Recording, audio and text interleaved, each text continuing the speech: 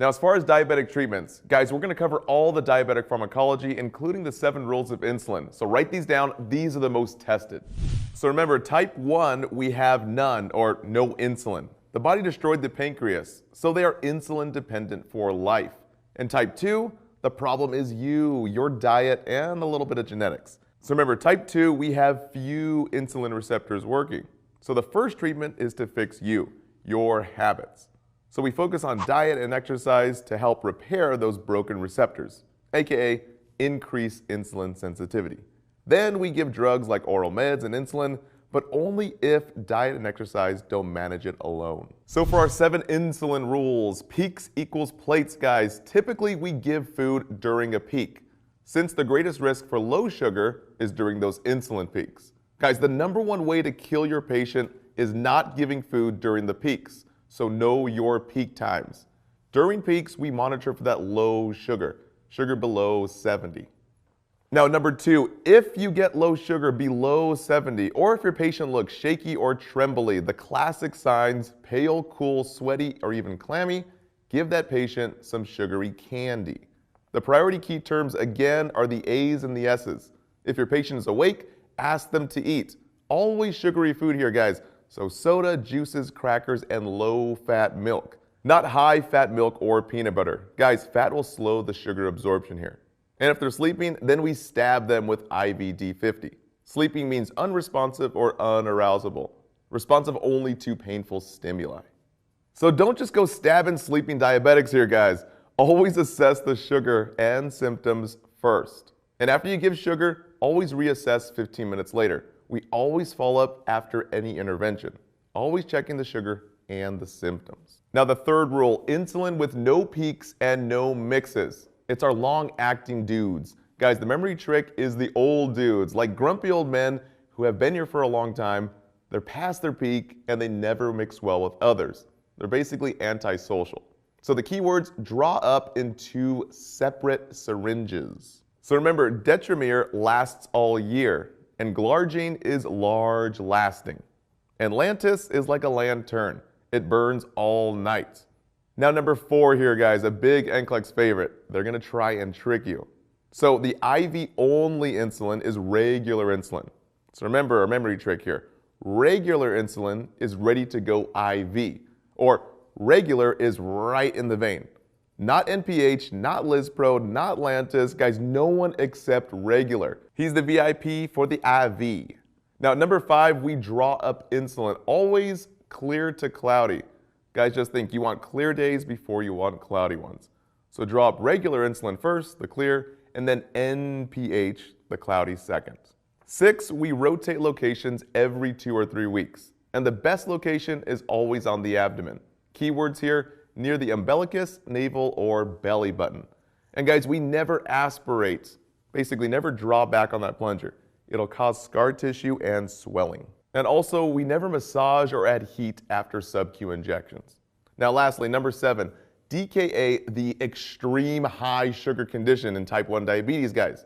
We have a separate video for that, but here's the big NCLEX question here. Do we give insulin on sick days? What if the patient's not eating or basically too nauseous to eat? Well, yes, we give insulin without food. We just monitor that glucose closely. So remember, we always increase the insulin during the S's, like stress, like surgery, sepsis or infection, and even sickness and steroids. Now, as far as insulin types, who put sugar and potassium into the cells. Now, these are must-knows for the NCLEX, specifically the peak times, coming up 60% of the time in all endocrine questions. And a little FYI for the NCLEX. Guys, we're not using brand names anymore, only generic. So no more Novolog or Novolin. If your school is still using this, then they're behind on the times. So again, for reinforcement, our first group is the long-acting guys, our antisocial old dudes. Guys, they have no peak and never mix with others. Big NCLEX keyword again. Draw up in separate syringes, never mix. These guys have no peaks, so they require no plates, or basically they're not food dependent. And hence, they have a minimal risk for that hypo low sugar. So the brain is pretty safe here. Again, our memory trick here is Detromir lasts all year. It's long lasting. And Glargine is large lasting. Now NPH are cloudy, dude, always being mixed. So remember the N's. Intermediate insulin, and we never give it IV drip or bag.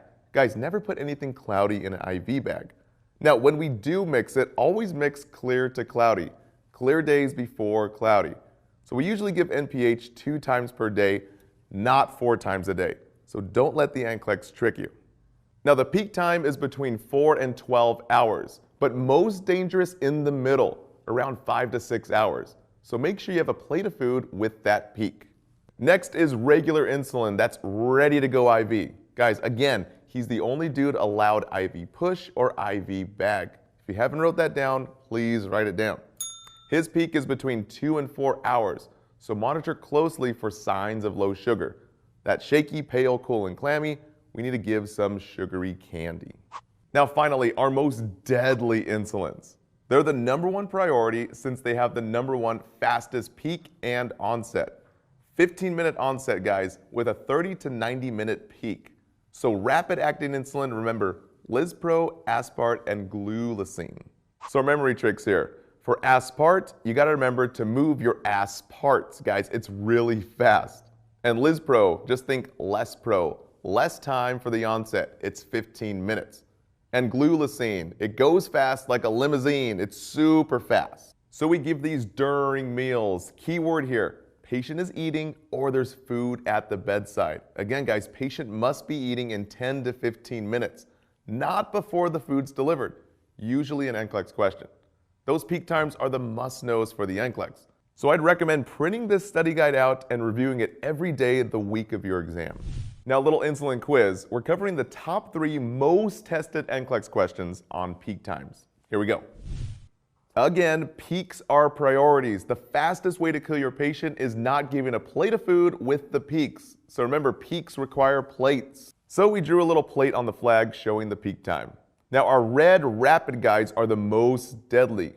Always monitor for hypoglycemia, that low sugar below 70.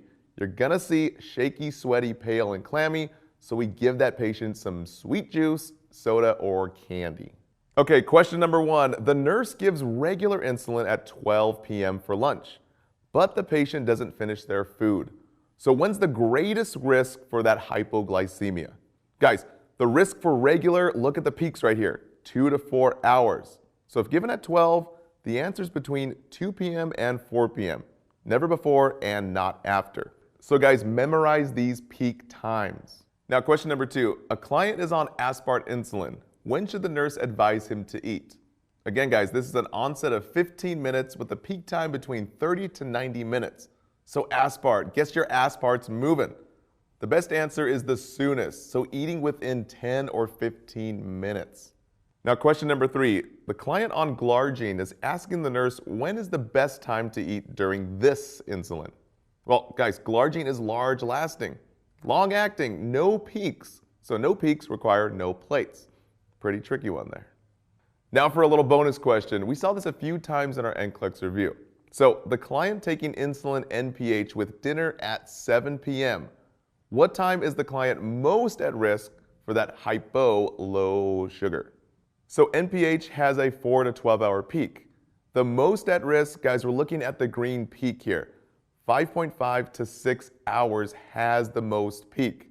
So the best answer here is midnight or shortly after.